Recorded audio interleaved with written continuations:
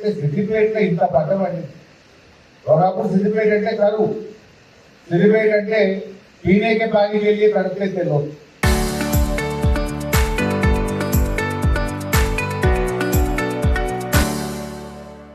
మంచినీళ్ళకి ఇబ్బంది ఉన్నవారు.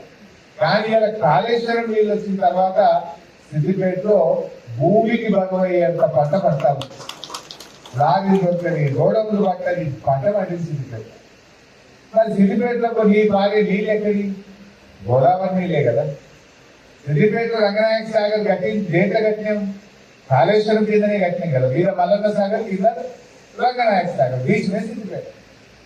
మరి కాళేశ్వరమే కాకపోతే రేవంత్ రెడ్డి అంటాడు అదే కాళేశ్వరం కూలిపోయింది, పాకిస్తాన్ దవాఖానా చేయంటారు నేను అయితే సిద్దిపేటలో ఆకే చేయకూడదు.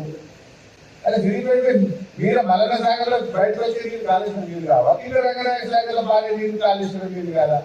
आगे కూర్చుంటాడు कालेश्वर కూలిపోయింది, ఈ कालेश्वर కూలిపోయింది. अब लोग क्या समझना सिद्दिपेट के लोग, उनके आंखों के सामने कैनाल में पानी जा रहा है, बह रहा है रोज. खेती में पानी जाना है गोदावरी का. కండ్ల ముంగట గోదావరి నీళ్లు కెనాలలో బారుతుంటే, పంట పొలాల్లో బారుతుంటే ఇంత పంట పండి సిద్దిపేటలో గోడౌన్లు సాగుతలేవు, లారీలు దొరుకుతలేవు, అమాలు సాగుతలేవు. అది ఏ పంట పండిందిపై సిద్దిపేటలో 6 లక్షలు పెట్టి పంట పండిందంటే కాళేశ్వరం గురించి క్యాబ్ ఉన్నామని